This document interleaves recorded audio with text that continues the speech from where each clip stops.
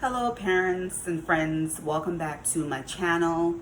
So this is episode 2 as we continue our discussion about what it means to be a working and a homeschooling parent. When we talk about working, we're talking about working outside your home or working part-time or working at home, but you have a full-time job.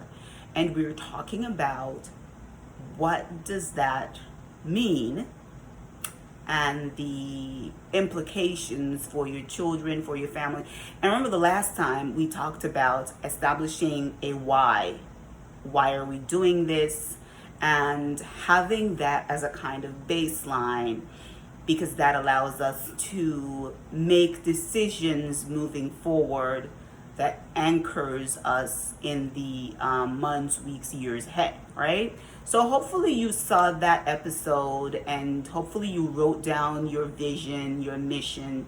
You had this discussion with your spouse, you had this discussion with your children, and you have some clarity as to the why of your homeschooling vision. Why have you chosen this harder path that we talked about the last time?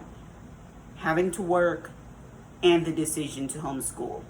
So I know what you guys are thinking, let's kind of get into the what am I going to do with my kids, and that's kind of what I wanted to move to very, very quickly until I realized, and then of course all this comes from while we're kind of in it, these are my kind of lessons learned. All right, so one of the things I realized was that I needed to lay a foundation so that I don't have to keep going back. So another foundational principle, in addition to the why, another foundational principle, friends, is, so what does it mean that you are now directing the course of your children's education?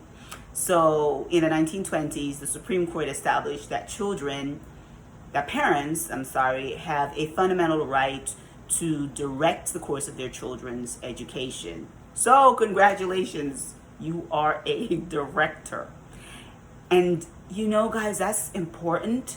And the reason that is so important is, so I read an article a few weeks ago, and the article was basically bashing a small belligerent minority that has basically a really, really outsized, disproportionate impact on the direction of homeschooling in the United States. And they were saying, these people are this and that and whatever. It was really pretty, I'll say interesting. It was negative, but as I read the article, one thing that stood out to me was, do people fully understand what it means that parents are directing the course of their children's education? To direct, all right? This looks very different from what it looked like in the 20s. And I think a lot of confusion comes in because parents and even people who are in education, even some homeschooling parents still do not fully necessarily, they've not necessarily unpacked what it means to be the directors. So it doesn't mean that you are teaching everything, and it doesn't mean that you are the one that has to use, or you need all these skill sets and competencies. That's not what that means at all. And especially now, guys, in the 21st century, no. And so I want you, as one of our foundational principles as working and homeschooling parents, when you think about directing the course of your kids' education, what does that look like in your state? What does that look like where you live? I assure you, and you guys probably already know this, but again, laying the foundation, directing the course of your kids' education looks very different in Texas versus New York.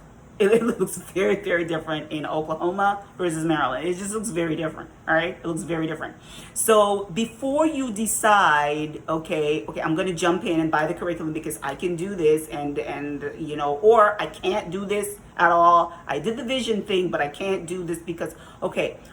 I'm going to suggest that you look at what your state law says. As a matter of fact, I strongly suggest look at what your state law says. All right, because there are states that are very that are a lot more liberal in terms of what parents, the options that are available to homeschooling parents, and then there are states that have much tighter regulations and state oversight.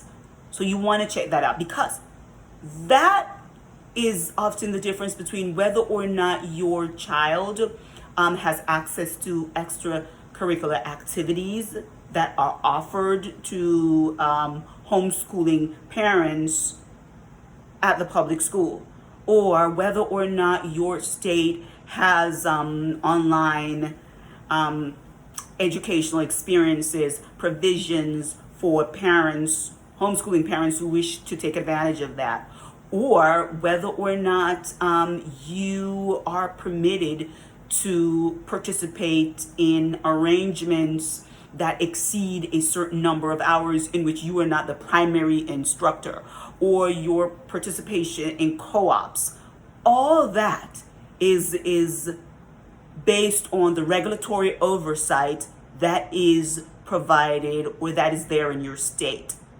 You've got to get that down because that will determine the parameters in which you're allowed to work and to homeschool.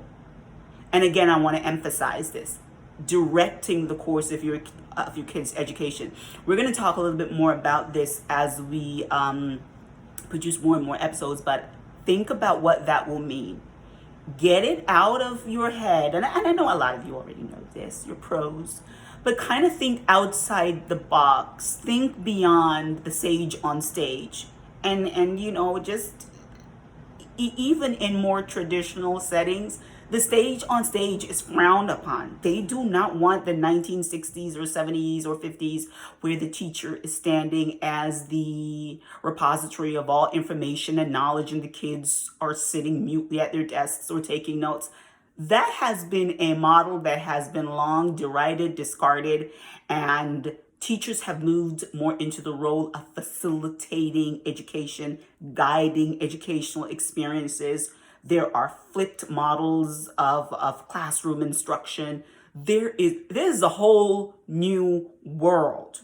So when you think about your role, begin to think about getting outside of that narrow scope, that very insular understanding that I know I had, and moving outside of that and beginning to think, what does it mean for me in my state? What are the regulations? What are the rules?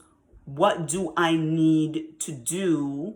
What are the possibilities that are open to me, to us as a family? As you think about the age of your children, as you think about the resources that you have in your immediate environment, and we'll talk about that in another episode, but I really do want you to think about that as you make a decision. Okay, guys, so first episode, we talked about our vision. This time, I want you to go do your research, look at what is allowed, permitted, prohibited, and just write that down. And next time, we're going to talk about what that looks like for the individual family. All right. Take care until next time.